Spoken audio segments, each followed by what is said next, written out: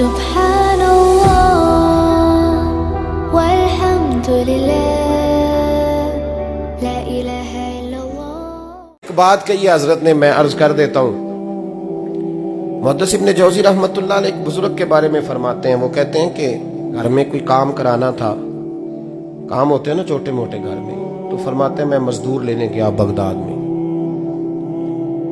चौकों पे मजदूर सारी उम्र का मजदूर ही है ना बेचारा। अमीर तो अमीरतर होता जा रहा है और गरीब गरीबतर हो रहा है। हमारे तो पीर भी लोगों को कह रहे हैं फकीर हो जाओ, खुद अमीर होते जाते हैं, खुद रोज बरोज अमीर हो रहे हैं, दुनिया को कह रहे हैं फकीर हो जाओ। तुम भी तो थोड़ा फकर इख्तियार करो ना भाई, जो दर्स दे रहे हो। इल्ला माशाअल्लाह, सबकी बात नहीं करता। फरमाते हैं कि मैं ना मजदूर लेने गया, बगदाद के चौक में मजदूर बैठे होते थे, तो मेरी उन मजदूरों में से ना एक नौजवान बच्चे पे नजर पड़ी। बड़ा कमजोर सा वजूद था, लेकिन चेहरे पर इबादत का निशान था। माथा बताता था कि नमाज का बड़ा ख्याल रखता है। मैं उसके करीब गया, चेहरे भी बड़ा कुछ बताते हैं ना, चेहरों में भी बड़ी रानाई होती है। फरमाते हैं मैं करीब गया, मैंने उसको कहा बेटे मजदूरी करोगे? तो कहने लगा मजदूरों में बैठा हूं तो जरूर मजदूरी के लिए ही तो बैठा हूं। तो मैंने कहा कि चलो फिर। कहने लगा नहीं, मेरी कुछ शर्तें। मैंने कहा बताओ? कहने लगा पहली शर्त यह है कि लोग 4 दिनार दिहाड़ी लेते हैं, मैं 3 दिनार लूंगा। मैंने कहा यार बे तो बड़ी बेहतरीन है, बाकी भी इस तरह की रख ले।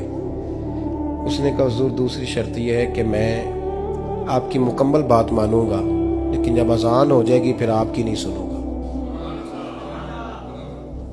तीसरी बात उसने ये की कि हुजूर मैं आपके घर में काम करूंगा पर आपके किसी सवाल का जवाब नहीं दूंगा। कहते मैंने कहा यार तू बड़ा अजीब है, शर्तें तो मालिकों की होती हैं। कहने लगा जी बहरहाल मैं शर्तें लगा के जाता हूँ। फरमाते मैं उसे घर ले आया, काम मैंने उसको बताया, तो जो काम मजदूर सारे दिन में करता है ना, उसने 2 घंटे में कर दिया। हमारे मजदूर सिगरेट पीने में भी तो आधा घंटा लगाते हैं, वो चाय पीने जाएं तो पौना घंटा। वहां उनको भी तो दयानतदारी करनी चाहिए कि नहीं करनी चाहिए? ने मुआहदा किया है ना जी, तो पूरा उतरना चाहिए ना। कहते 2 घंटे में। अब काम जब बंदा शुरू कराता है तो काम और निकल आता है। कहते काम मैंने उसको और बता दिया, वो करने लगा। उसने मिट्टी निकाल के रखी थी बाहर रास्ते में, तो अजान हो गई जोर की।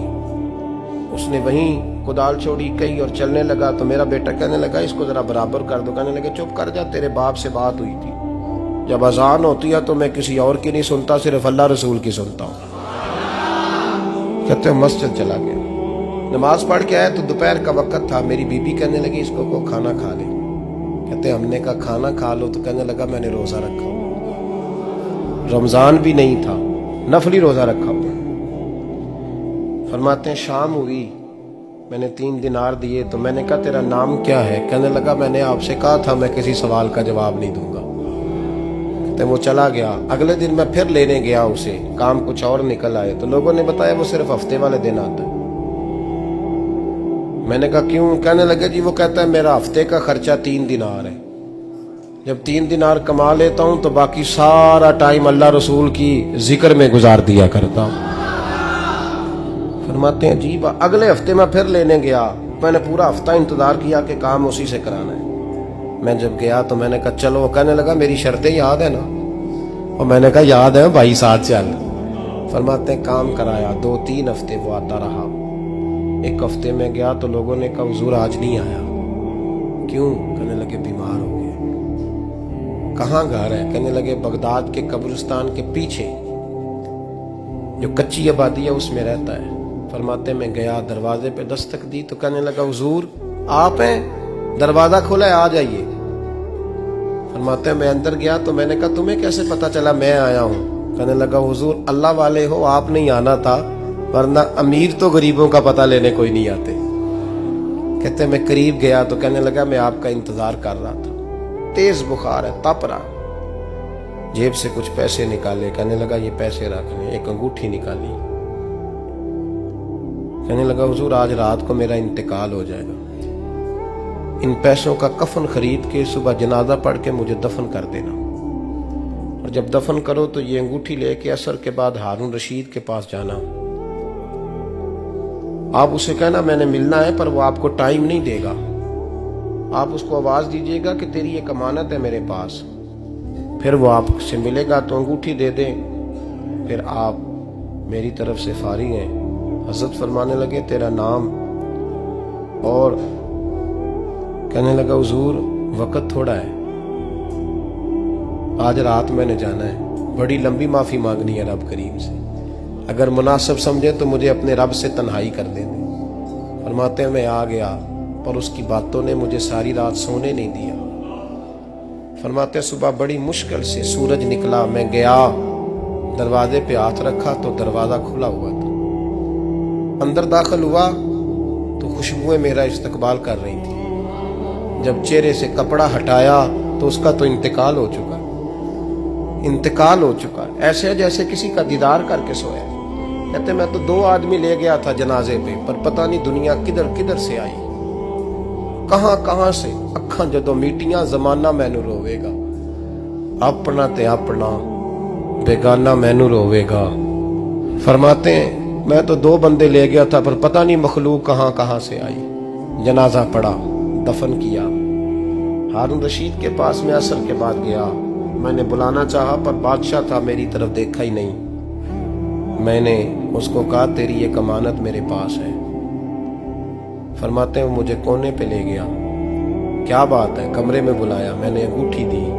हारून रशीद तो चीखे मारने लगा, कहने लगा अंगूठी वाला कहाँ है? मैंने कहा वो तो इंतकाल कर गया। कहने लगा मुझे कब्र पे ले चल। कहते मैं कब्र पे लाया तो वो लेट गया, तड़प के रोने लगा। मैंने कहा मेरा कलेजा फट जाएगा, ना उसने कुछ बताया ना तूने बताया, ये कौन था? तो हारून रशीद कहने लगा ये मेरा बेटा था। मैंने कहा तेरा बेटा और मजदूर? कहने लगा हुजूर ये हजरत दाऊद ताई के पास बैठा करता था, उनका मुरीद था, मुझे रोज कहता था अब्बा तूने बड़ी दुनिया इकट्ठी कर ली है, मरते वक्त तुझसे टांगे समेटी नहीं जाएंगी, इतना हिसाब नहीं तू दे सकेगा। मैं इसको समझा देता, इसकी अम्मा समझा देती। ये रोज हमें कहता छोड़ दो, आ जाओ अल्लाह रसूल की बारगाह में झुक जाएं। हम समझ। एक दिन ये चला गया, कहने लगा फिर तुम्हारा रास्ता और है और मेरा रास्ता और है। ये सोने की अंगूठी गलती से इसके पास रह गई, गलती से हीरे की अंगूठी चली गई। कहने लगा देखो मेरे बेटे ने आज वो भी वापस कर दी है। फिर तड़प के कहने लगा हारून रशीद था तो ये मेरा बेटा, पर मेरा मुर्शद निकला, मेरा पीर निकला। भाई जिंदगी तो बड़ी थोड़ी है ना। बाबा साहब ने कहा था उठ फरीदा सुत्या, और दाढ़ी आ गया पूर, अग्गा नेड़े आ गया, पिछा रह गया दूर। उठ फरीदा सुत्या, खलकत वेखन जा, मते कोई मिल जाई बख्शिया ते तू ही बख्शिया जा। उठ फरीदा सुत्या, झाड़ू दे मसीत, तू सुते रब जागदा, तेरी डाडे नाल परीत। मेरा रब हमें भी अपनी बारगाह में कबूल फरमाए।